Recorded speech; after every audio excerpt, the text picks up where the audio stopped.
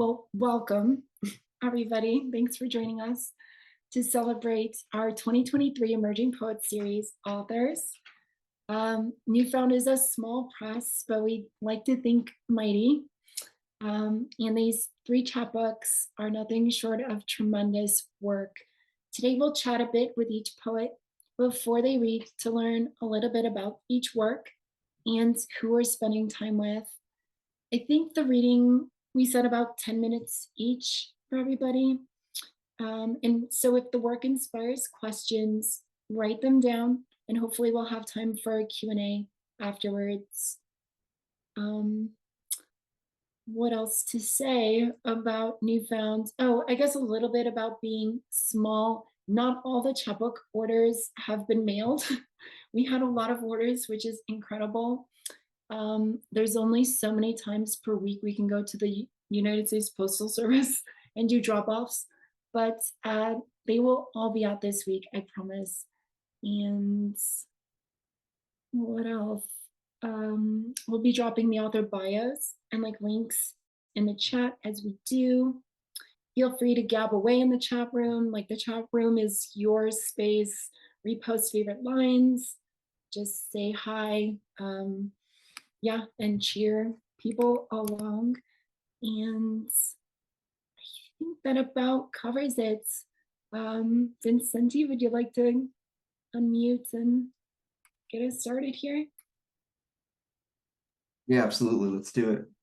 Yeah, all right, well, welcome.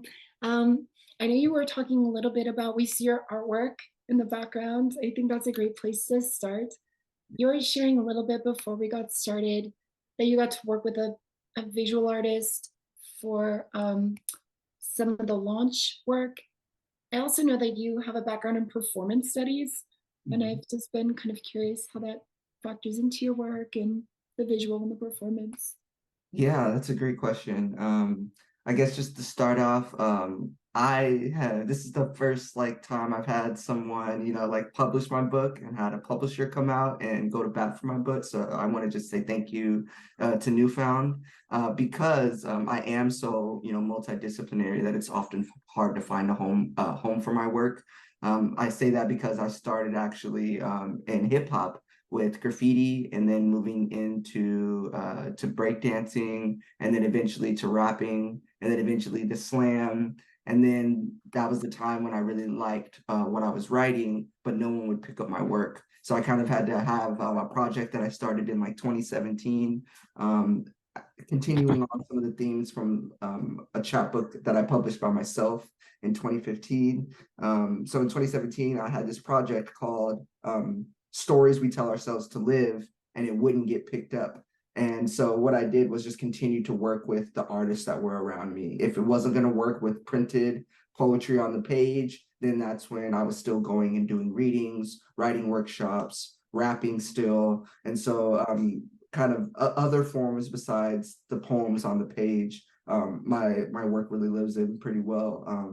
And performance studies, it's just the way that I view the world. And so I found many ways to write poems about really complex topics, but actually use poetry as a way to be more clear and cut clearly and get real honed down into what the problem is instead of kind of really beautiful flowery language.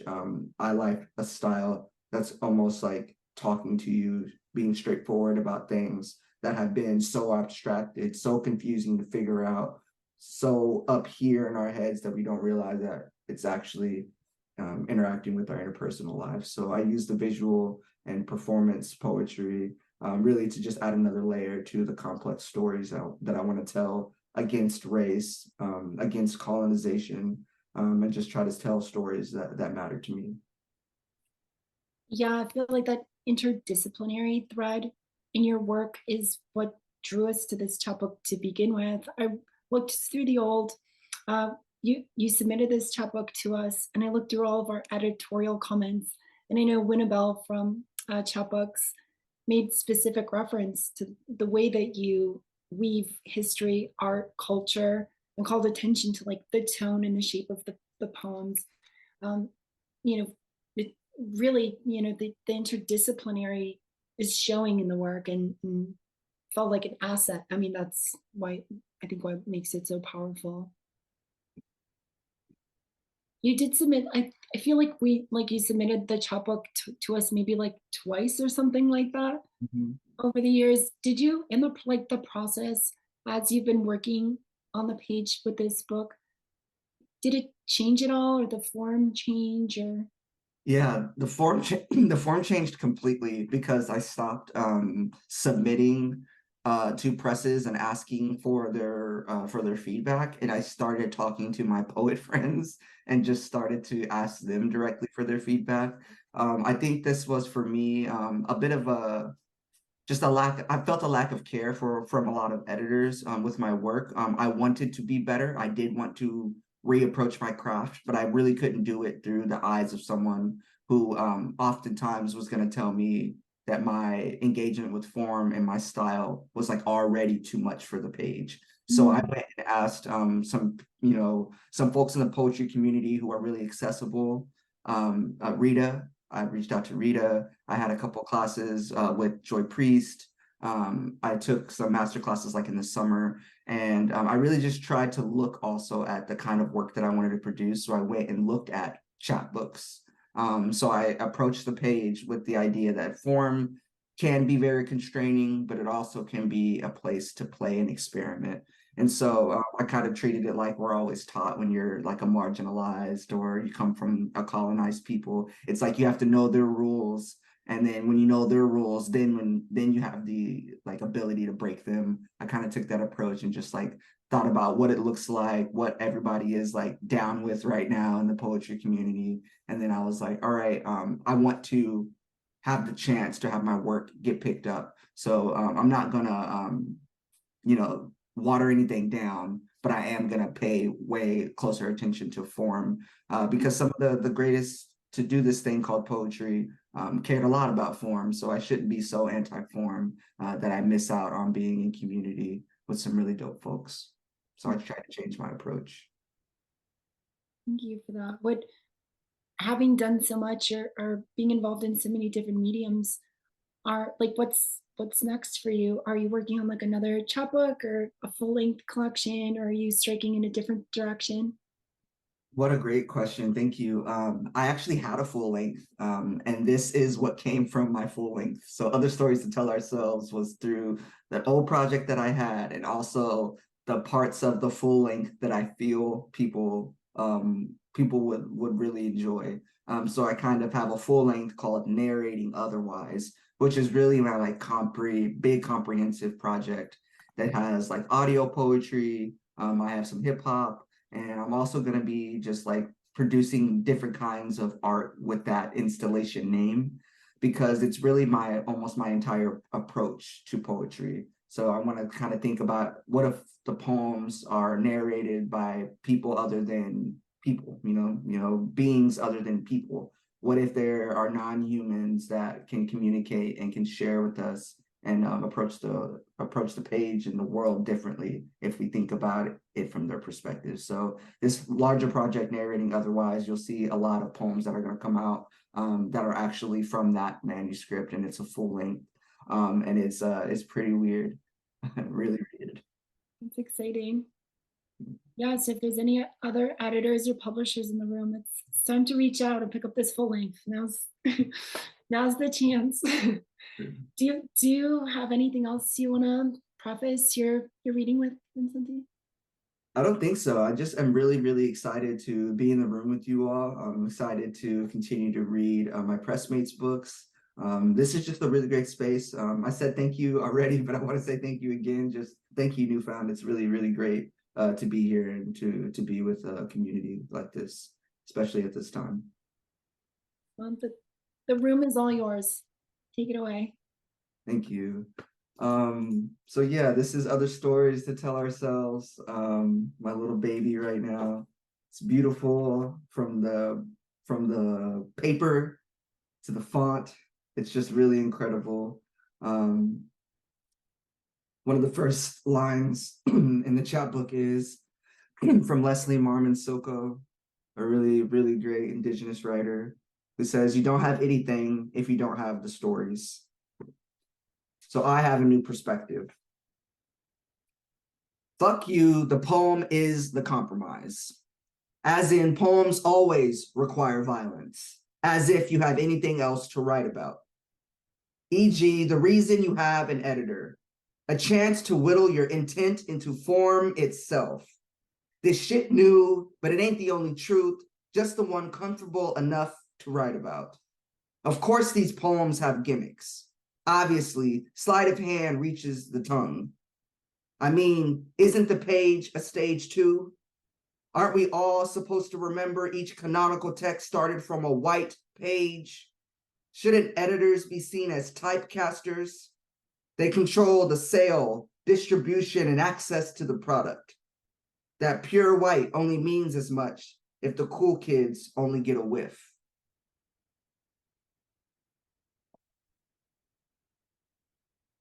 This next poem is called History as Immutable Past. And it was actually first titled a long time ago. It's gone through many different iterations. It's one of the only poems that made it from 2017 project to now. So it's not really changed too much. History as Immutable Past. Once a Spaniard walked up to me and told me he was looking for gold. I couldn't find the right words to say, so he put his own tongue in my mouth. A little while after that, a rancher walked up to me, said, "This is America now." I looked at my feet, at the soil I uprooted. Years before, a man looked at me, decided I needed some deadly jewelry, made me play a terrifying dirge. I became a queer instrument, played by the wind. Now I got this pain in my neck. It won't go away. It's like it doesn't know how to hold this head high. My mother doubled over, gave birth, named me Identity Crisis. She knew I could bear the burden of history in my head. Time makes my body feel unproductive. I haven't used it quite like I'm supposed to. They say there's this ringworm going around. Protect your neck. I've stuck mine out so many times it's noose neck inflamed. They lynched field workers, black and brown. These hands still ain't good enough. This back only useful for production. Joints have nostalgia, genes, cold, trauma. I keep bruising black and brown. Bleach makes my stomach hurt. They are trying to erase me. Pure disinfecting politics make me germ. Minority microorganism, lead simple life, can't understand modernity. With religion equal parts science and story, they drowned my home, a Christian baptism. Holy water formed an oceanic deluge, beating back souls, speaking from shoals, each voice building the peak of the hourglass. Now my throat is a sandbox. Veins carry blood that ain't mine. I live off borrowed time, neck shackled with expectations, but I can say I survived. For many, a rally cry, life lived and fought for, a declaration of a path taken, then conquered, but there are many kinds of death. Imagine a life only defined by struggle, never an ebb and flow, only hanging on. Time defines man. I am that I am, time and time again, a long time ago. A man walked up to me and handed me a funny smelling blanket with a stare that sent shivers down my back. I was asked to tell a story. Instead, I detailed a curse, where my memories are stuck in an immutable past, a constant present. Thank you.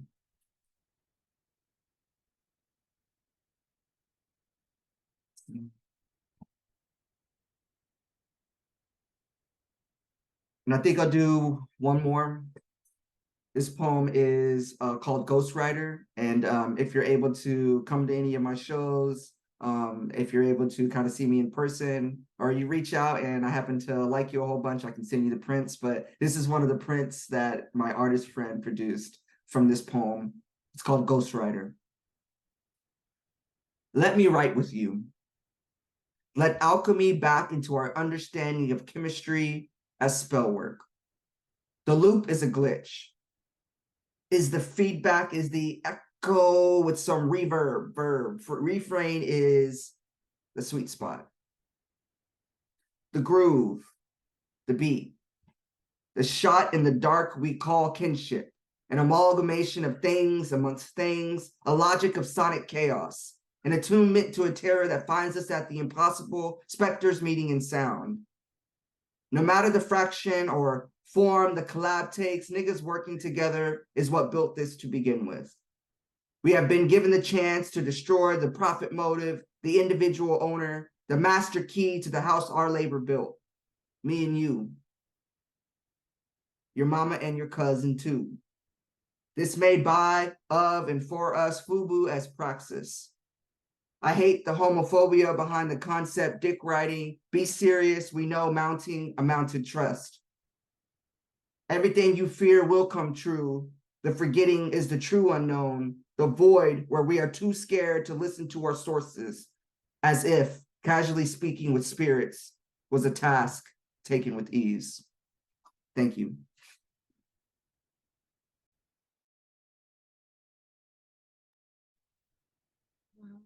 Wow. Incredible. Thank you so much. Yeah, powerful is right.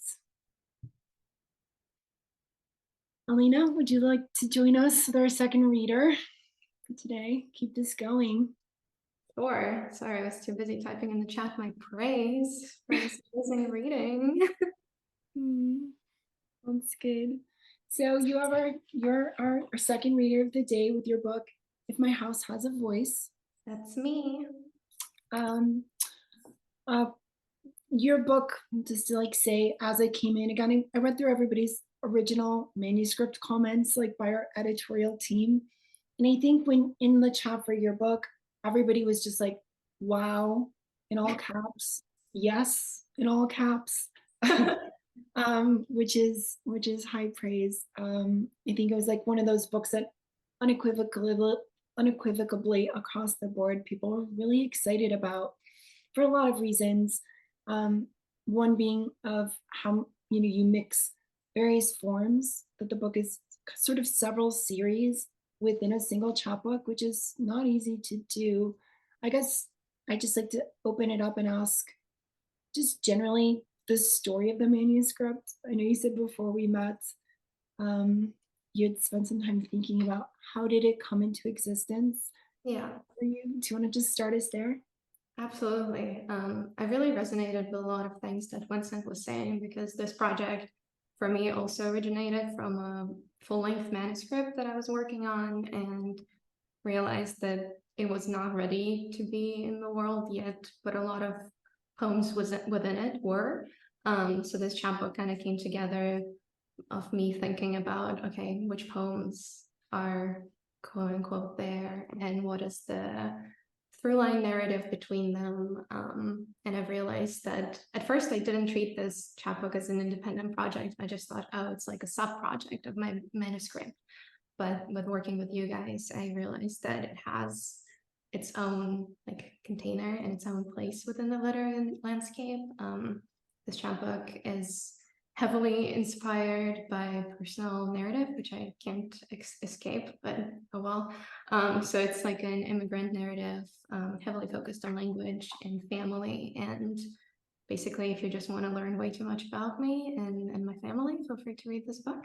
But yeah, I think it's much more about those themes than my full length, which is still in the works. That's good. That's exciting. Yeah. Like one of the forms that you return to again and again, and like poems like Before Impact, In the Midnight Hour. Yeah. You sort of return to this form. I don't know if anybody can see it, but it's like couplets that kind of like move back and forth, maybe in conversation across the page, divided for sure.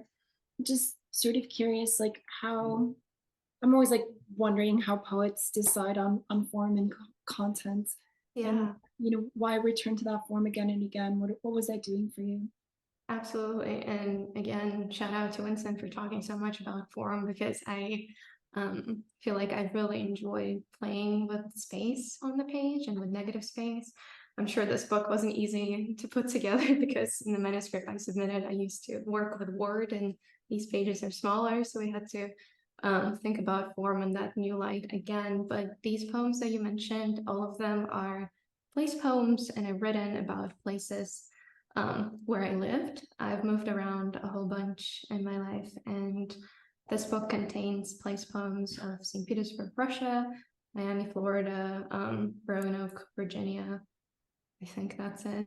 Oh no, and Ascabia, Syria. That's where I spent most of my childhood, and clearly I'm forgetting about that.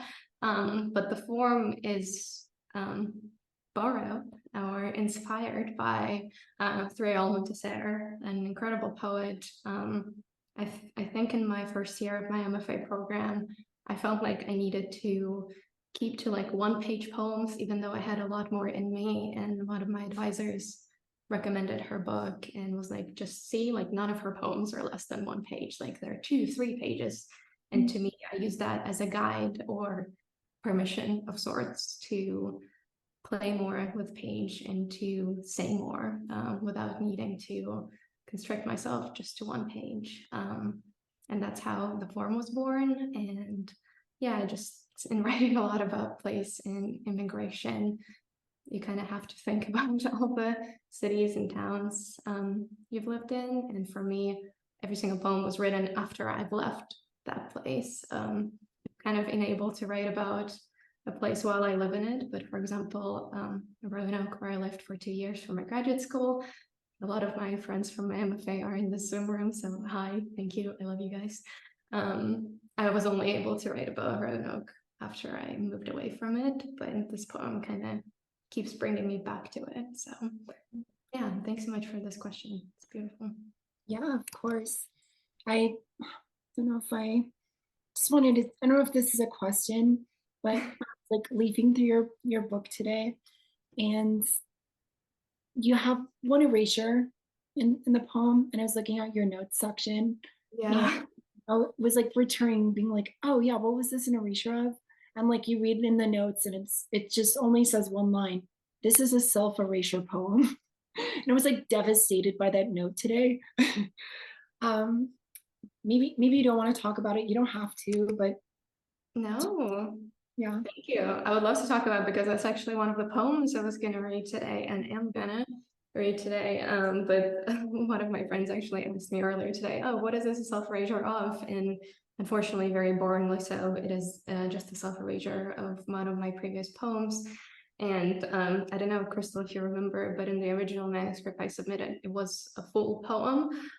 This is a poem that I wrote after the 2021 protests in Russia, after the imprisonment of Alexei Navalny. And it is a very heavy, open-minded poem about my opinions of the Russian government. And when putting this chapbook together, I got a little scared because all of my family is still in Russia, and even though I am no Kaveh Akbar, I am still pretty scared of anything happening to my family and my loved ones. So I figured I should succumb to censorship but still find a way to say what I want to say, just a little bit more convolutedly and not as straightforwardly.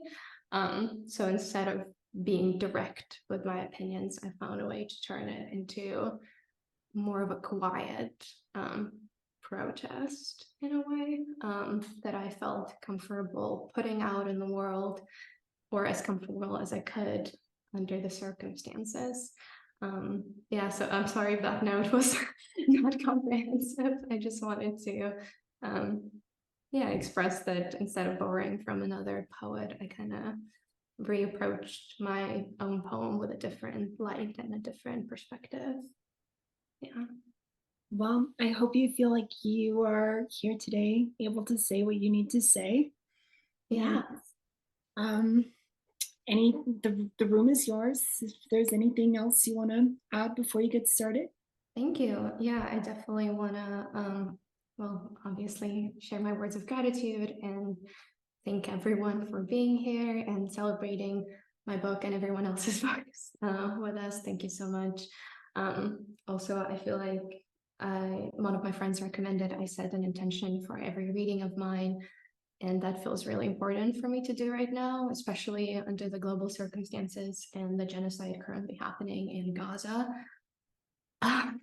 So thank you for being here despite the world. And I think my intention for this reading and for this day is to hold people who can't be here physically close and keep them in mind.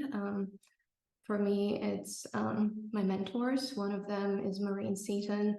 She was one of my first mentors who passed away earlier this year. Her memorial is happening today, actually, as we speak, but I'm unable to be in Miami for that reason, but I know she would be here if she could.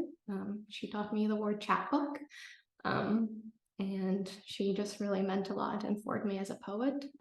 Same for Richard Dillard, one of my MFA mentors who also passed away earlier this year. And I know he would be here reaching me on and commenting on all of my MFA friends also being in the Zoom room supporting me. So yeah, with that intention, I'd like to start.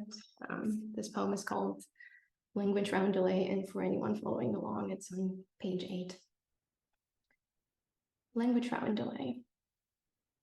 In Arabic, I am a fraud, a wolf covered in sheep's wool, hiding among the herd with no intention to bite, but to absorb the language, all the honey-soaked movements of dialect, to unite my fingertips in the pinecone gesture and swear wallah when I mean it, to say shukran teta when she pours me shy and gulp it down greedily, to feel the sugar nurturing my body made of glass on the verge of breaking.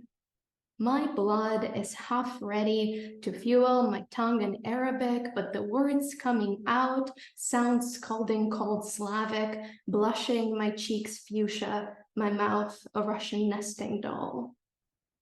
They say if you spin the record backwards, it sounds Russian. Does this make me music? The song escaping is missing the chorus. Instead, on repeat, I say, Mama, я люблю тебя, Mama, я скучаю. But romanization blacks out emotion, sifts out lumps of culture, silently births a refined look-alike. English is the perfect cousin, the one with a steady income and white teeth, the one I discuss with friends, but never my parents, because I want them to be proud of me, my Russian winter-shaped posture, my Syrian angled eyebrows. Every language I speak, I bought used, scratched up and painted over, none ever complete while another one breathes. The words I toss join in a round delay of ethnography, and I am left a naked canvas, pencil scarred and stretched linen, learning the alphabet. Thank you. Clearly write a lot about language and family, so this poem is appropriately called On the Other End of Translation, and that's page 32. Majiddo's smile is a purple fig sliced open. For video chat connection doesn't stop him from telling me "Enti hilwa," and I see that to him I am pretty despite that pixels and distance. Syria, Russia, America. In a three-way call, my father loses track of languages, and in this orchard of words, I can't harvest enough Arabic phrases. Here, أنا أحبك. Here, مشتاق لك كتير. I can't scrape off the hardened glue of Arabic from the tip of my tongue, can't pull out the rope of right words stuck down my throat. Я надеюсь, я доживу до того дня, когда увижу тебя лично. I hope I live till the day I see you in person. Majiddo says, my father translates, I translate, I'm at loss. Majiddo knows the feeling like the weight of ripe fruit on his farmer's palm. His wife, my teta, dead 4 months ago. Sons refuged in a foreign land, his brothers killed, some jailed. The loss is stuck to his unstable teeth, sealed in calluses on his fingers, pressed against his abdomen, a burst appendix. So much of the fig is seeds, so much of his smile is gone. Majiddo is as soft as an old plum, as sincere as a tear when he says, these words might be wrong. I can't read Arabic. I can't write. Google Translate reduces all Arabic dialects into one language selection, and this choice is the one I have to trust. Ya Allah, let there be room to feel in a language without speaking it. Here, أنا أحبك. Here, مشتاق لك كتير. Take these words, enhance their meaning, multiply, multiply. Thank you.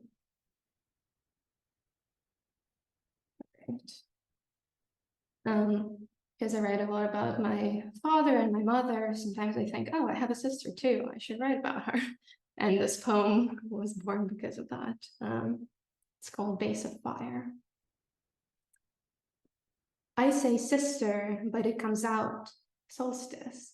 Each day, the longest since I have seen you, I hear you've made a mistake of wanting to be like me, such pity. I am unfit for the pedestal. You and I sprout from the same root, its rottenness still fresh and spreading through the purple of our siblinghood. There is no way of reversing. The gap between us is closing in. I was 8, 17, 22. You were born 9 and 14. You have seen what happens to daughters who try to be good and modest. I got tired of wearing a smile like a spear, my end always sharpened, pointed inward. I dressed in fear, obedience, patience, please don't try on my old clothes. Always remember how to be held in our Father's arms is to look into a stranger's mouth. The curiosity of it cannot suppress the disgust, so learn from this and grow into a woman who chews the moon like a gumball, who peels the sun with bare hands. I want you to lick the rim of destiny, then smash it, shatter away. When I say sister, you come out. Soldier. Thank you. And now I think it's appropriate with the last word of this poem in mind to read I Must Not See, which is the erasure poem Crystal and I talked about in the introduction. For those who don't have a copy of the book, this is how it looks. It used to be long and now it's full of black squares. It's called I Must Not See. A 17-year-old girl, her backpack weeping water, band-aids, tissues. People forming a ring of shoulders strong enough to withstand baton strikes, steady enough not to slip while shouting, shame, shame. Through the megaphone static, the National Guard assures we're doing everything to ensure your safety as they beat and hit and pound. I must resist my ground glistening amid the rupture. And to close off, I'd like to read two poems. One that begins the book and one that ends. Both of them are prose poems, and to me, they're in conversation with one another, but it might not be so, depends on your reading of the book. The first poem is called If My House Has a Voice. It's a title poem of this pretty lady that is my book. And is the only poem that made it into my chapbook through my undergraduate years. So the only one that Maureen Seaton helped me workshop, and it felt really important to start the book with it, even though when I wrote it and when I finalized it, she was still with us. But this feels like an homage to her, especially on her Memorial Day. If my house has a voice. If my house has a voice, it is Earl Grey tea, Van Gogh's almond blossoms, and frozen blueberries. If my house has a voice, it rarely talks. My house just listens and thinks. Its wallpaper ears, made of papier-mâché, nod with sympathy when maple leaves swirl in the rhythm of cha-cha outside the window. My house sings so everyone else's homes can dance or at least pretend they know how to. And when my house speaks, its voice echoes with comfort, reverberating the central heating and the soft clicking of a shy tongue. On rare occasions, when tired of inward screaming, my house wraps its tonsils in a warm towel straight from the dryer. It stays away from bureaucracy, frat parties, and boxed confetti cake mix. If my house has a voice, it sounds like mama biting into a ripe tomato, a loud crunch, the sucking of green seeds from its heart, and selfless chewing. And the last one is called On Sunday Night, I am tired of proving I deserve languages. This is me. My eyes chameleon-licked and buggy, my eyebrows black and thick as late grandmother's valyamki. These are my lips, plump and thick like 2 Antonovka slices. And this is my nose my mother named Malenький Nosik, a tiny nose, a nose so cute she can't call it a nose without adding a diminutive suffix. And when she says this, I know she means, thank God your nose is small, unlike mine, but I love her nose and want to look more like her. We shared more facial similarities when I was younger, my toddler back imprinted in her chest, me as warm as a freshly baked loaf of rye, my mother breathing quietly so as not to wake me. Now this is my bed, and I alone sleep in it. Sometimes before sleep, I pray, which is a word I use to say I bargain with God. First in Russian, then in English. I don't know which God listens. I don't know what language he wants me to speak. But this is my house, and I'm honest in it. It's not my real home, of course, but my fake home, the home I mean when I say let's go home after a neighborhood party, the temporary place I keep my belongings at for periods of time when I live in this country. Home, for short. I dream of my real home sometimes, but in those dreams of St. Petersburg, every passerby speaks English.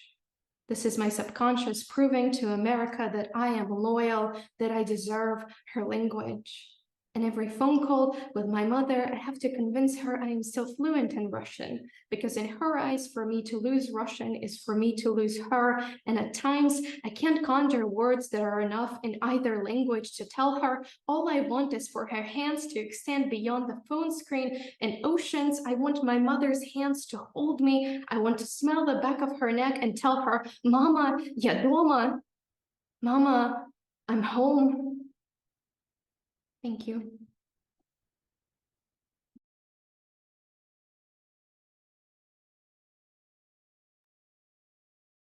Thank you so much, Elina.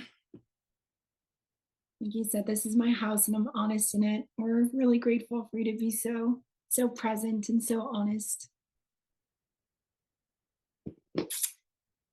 Well, we have our third final reader, Grace. If you'd care to join us. Hi, feeling emotional from listening to all of that. Yeah, we're just being shattered again and again. It's no big deal. And you're gonna finish us off, I think. Reading from your book, Soil Called a Country. I guess I'll just like keep it going. But when I was like looking back at editorial comments for everybody's book, I know I looked back and noticed like one of the comments that I'd made when I first read your book. It was a line from the chapbook. When I burst into crop, gather my bounty. And I just like wrote chills. And I felt like in reading your book, especially like going through editorial like with you, like you have this ego, like what some people might describe as an ego poetry tendency or thread, right? Like that's one aspect of your work, is working with the natural world in your book. And we, as a journal, like a press that does work that intersects with place, as you can imagine, we get a lot of ego poetry. So much of it just like stays in the ego world, right? It's like nature, and it doesn't really spill over into like the human experience, that symbiosis there. And yours does, like it absolutely does. And I was wondering if you could talk about that, like how maybe you came to that kind of work where it spills over into identity and imagination? Yeah, that's a really wonderful question. I think that, I've always been drawn to land and landscape. And I think of, growing up, foraging was like a big part of my childhood.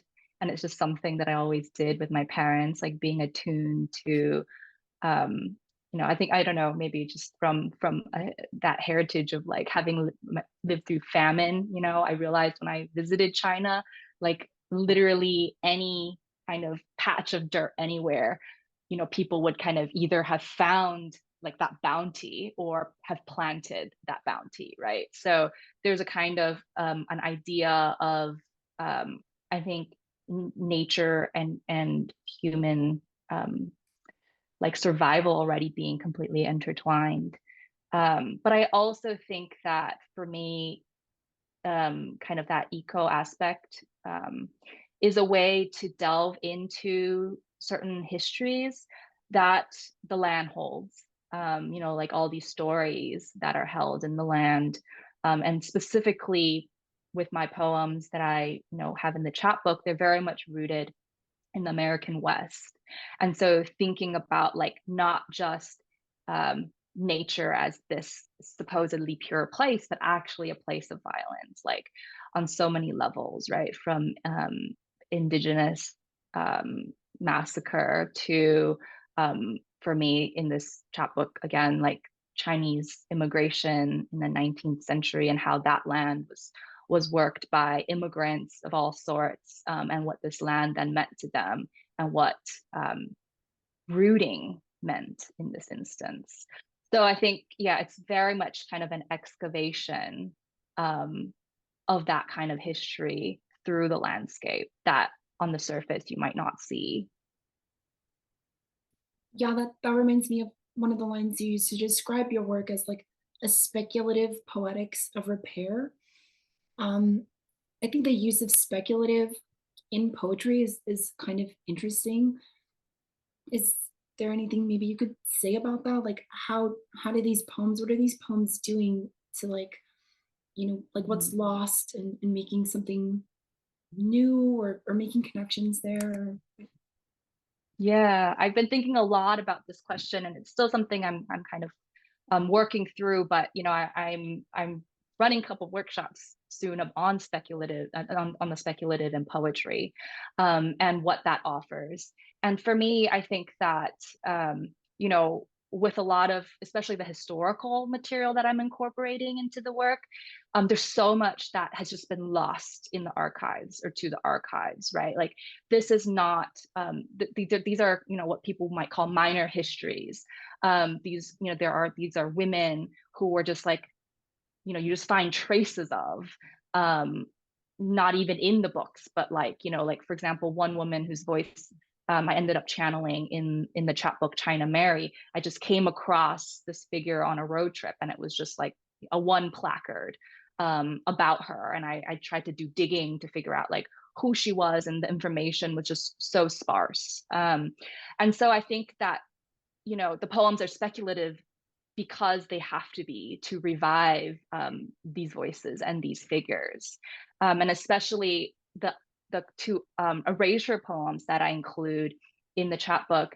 They work with these like 19th century newspaper reports about Chinese migrants in California, and I see them also as speculative because it's sort of an act of rereading and reinterpreting and reimagining that history. And it doesn't exist, like the words are not don't exist within the text themselves, or the words exist in the text but the meaning doesn't. So I'm carving out like a new meaning in order to repair that particular history in a way that doesn't hopefully reproduce the violence of those original documents. So I think speculative, obviously drawing inspiration from a very long tradition on also like the radical imagination and Afrofuturism, like, just taking all of that and really, yeah, like not writing lived experience, but from a way of imagining how it could be otherwise. That's great. Yes. Yeah, exactly. Critical fabulation. I see Leslie's Definitely. comment. That's Sadia Hartman, totally. Definitely.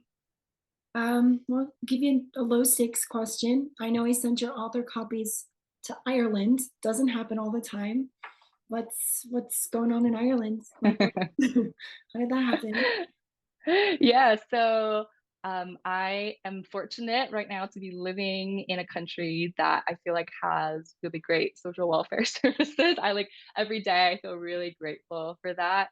Like to actually feel like I'm in a place or this state. Yeah, you're just like you need to go to the doctor. Sure, here you go. It's free.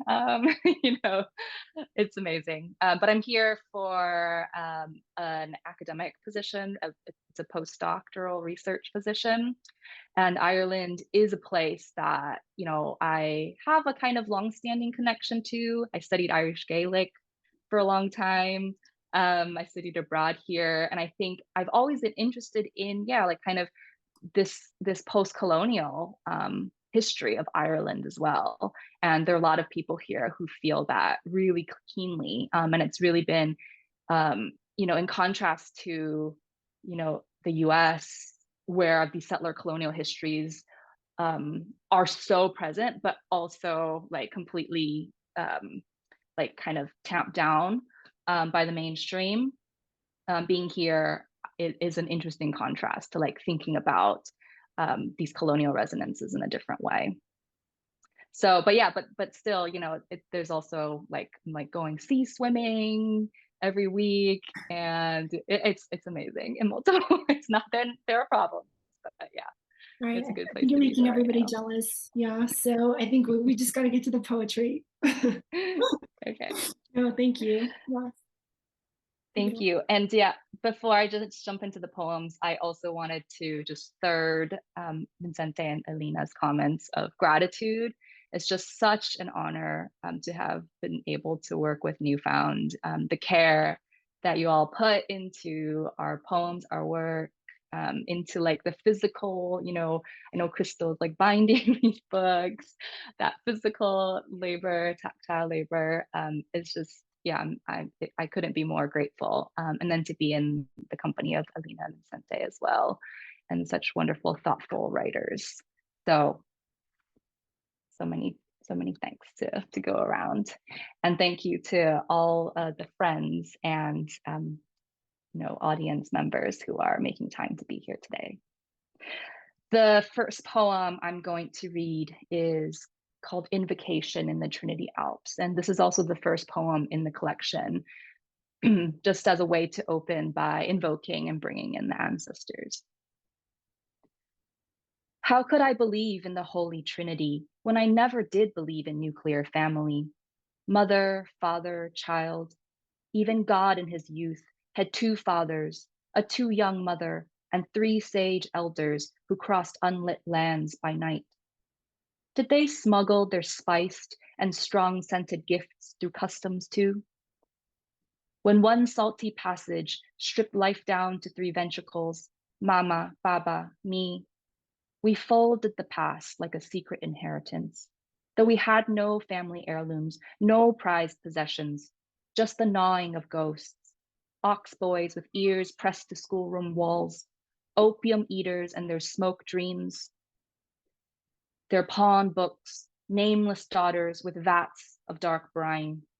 They too hankered for our future with the persistence of those who make feasts from vine and cloven hooves, blood of waterfowl and roots dug from hillsides. Of course, they withstood the journey, though we imagined them too heavy with history to fly. When we unpacked our bags on an island called Paradise, out with the knotted socks and shirts, tumbled their little hopes and jealousies, their rage and fevered silences. So we swallowed them. Now we feed our bellies to keep the spirits full.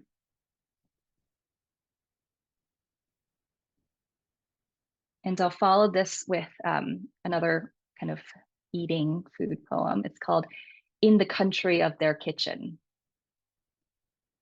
It's not the eating, but the cooking, Not the task, but the choreography.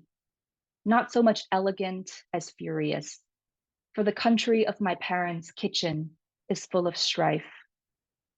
I dreamed Baba held a gun, but here he wields a cleaver, transforming any knotted growth into translucent slivers, muscle into petal, tuber into snow, while Mama throws dried seed pods into hot oil where they bloom with scent and heat that would make a sensitive crowd gasp for breath. It is hard to look trouble in the eye, to unearth the ordinary traumas of all our accumulated decades.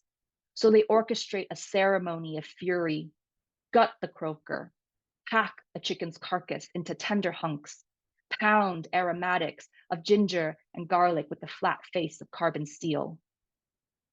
This boy can slice, his stern father once said in passing approval, and Baba took it to heart with pride.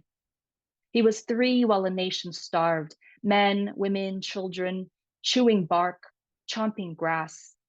Then the hushed reports of broken taboo, a hamlet that was eating well, the canteen somehow still serving meat buns. Who has died? Who has fattened? Who has fed upon who? Baba hasn't cried since he was 18, not even when his father passed. Thus the pressure cooker's shrill siren, thus Mama's spatula tossing with frenzy. There is no talk, no exhumation, no recovery, just the chopsticks rooting for sharp bits, spines of fish we push aside, or complaints we lodge under each other's skin. We feast until our tongues and gums and bellies are torched, then cool them upon platters of ovary carved from the flowering pear or vine plucked melon. Again and again, for hours each day, this country is lit with fire.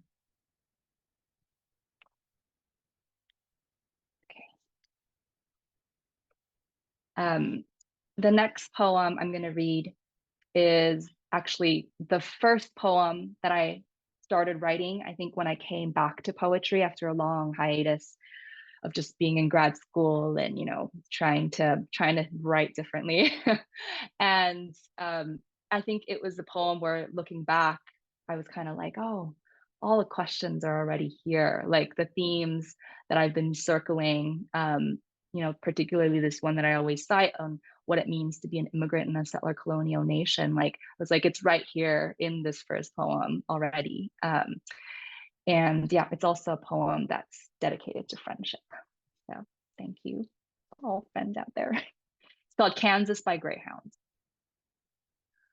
We ride knife-cut roads across this back of continent to the prairie's torn edge, to a place where shadows limn us, and we stalk the grass for wind-tossed things, where Benny croons a cowboy song outside the Emma Chase Cafe, and townspeople circle, curious, speaking of the ranch land, their amber waves of bounty land, gill-snagged, gleam-bellied, sun-bass land, where a dipper punches the velvet dark.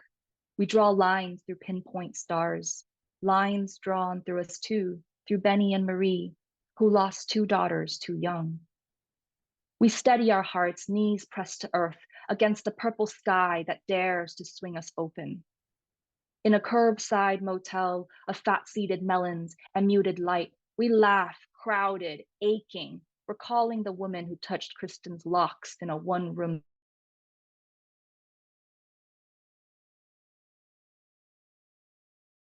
I think, on this land where their plows broke the plain and settled wheat, corn, sorghum, and loam. Here in the Flint Hills, in these last stands of big blue stem and osage grass, we pry up tangled nether drums of roots and bury our elsewheres like tubers.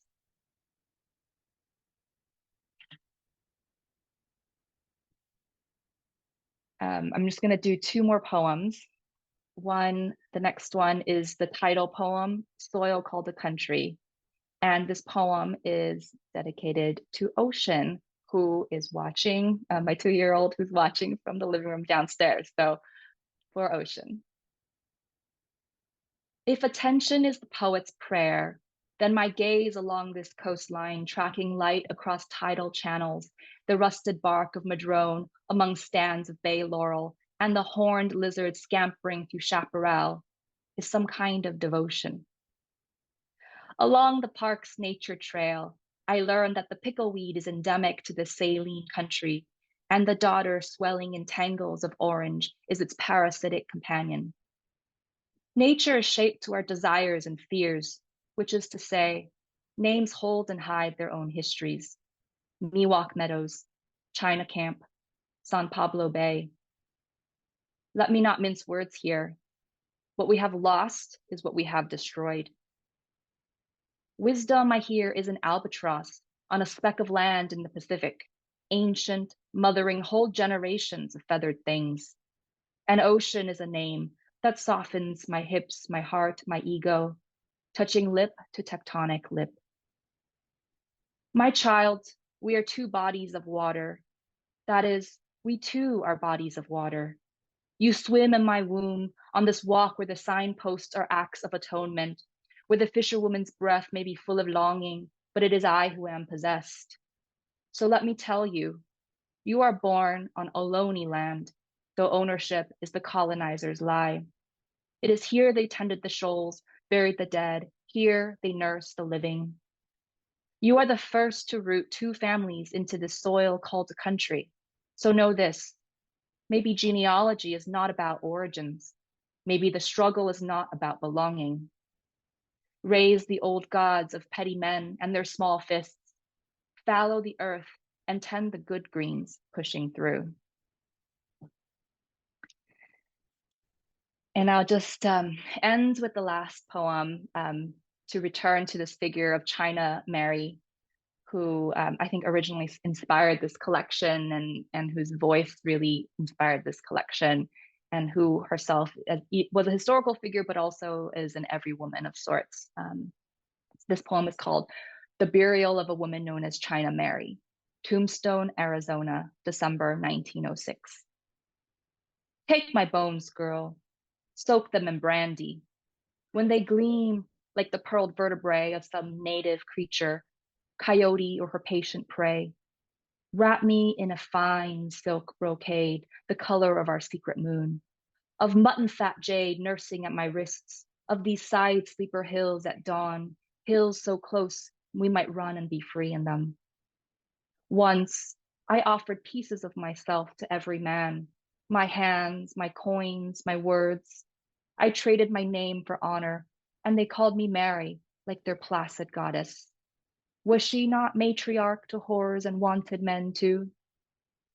Now, flesh scrubbed bare, I let this land claim me, this land that has stripped me down to my convictions. So plant me deep, girl, and feed my 1,000 sons and daughters. Root me here and here and here into this hard dirt between the ocotillo and creosote. When I burst into crop, gather my bounty. Thank you.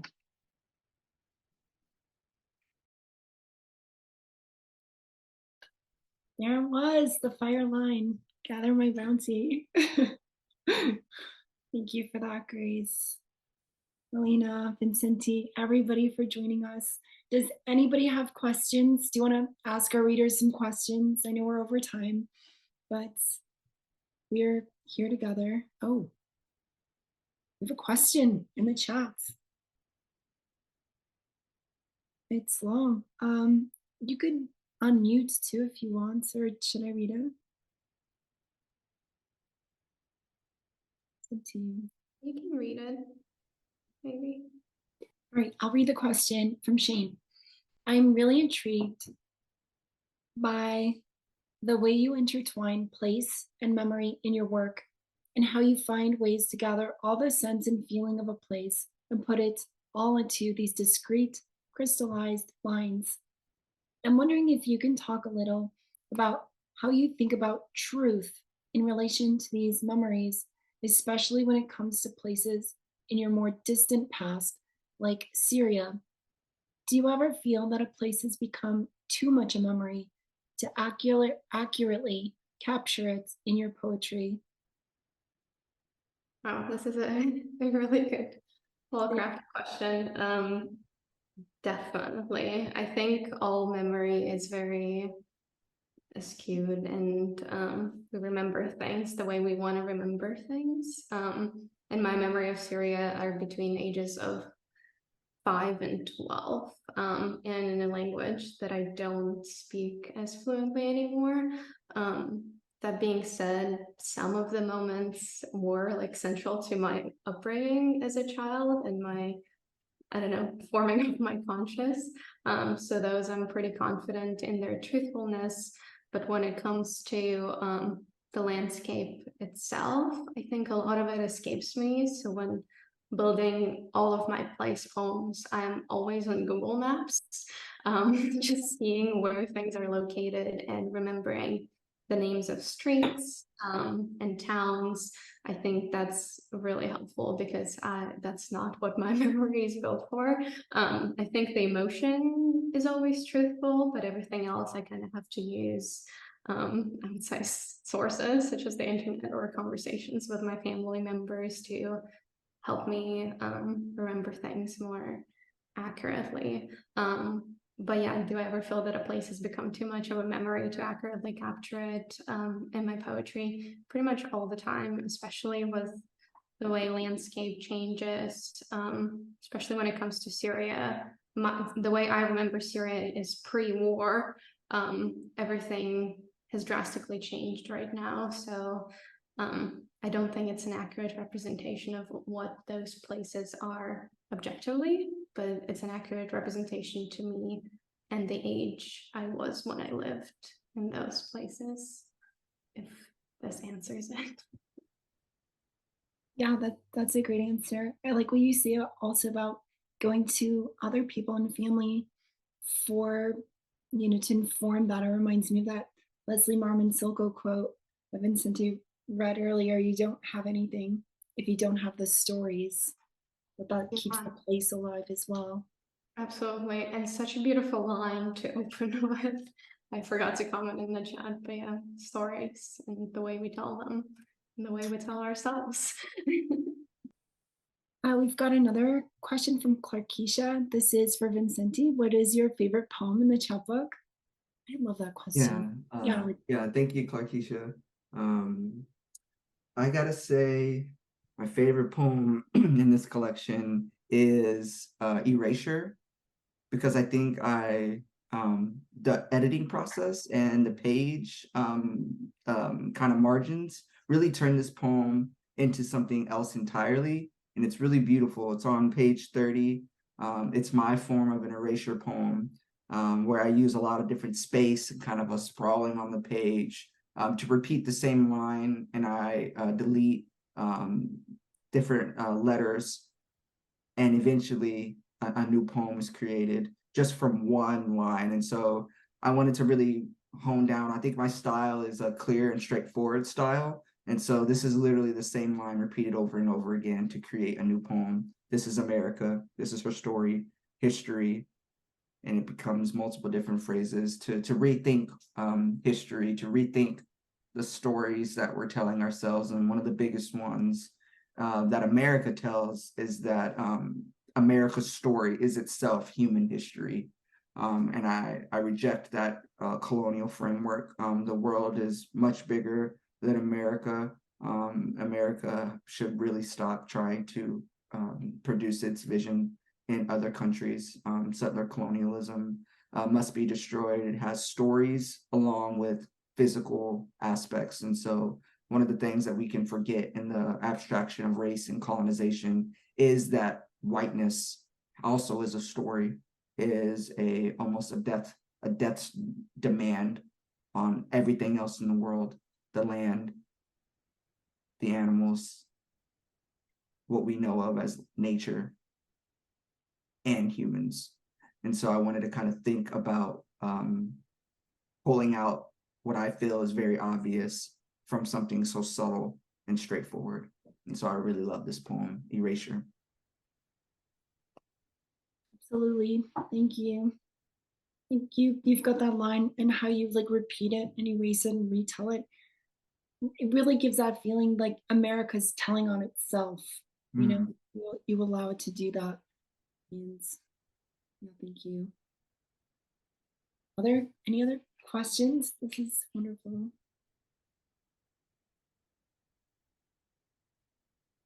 Yeah, definitely. All the books use erasure in some sense.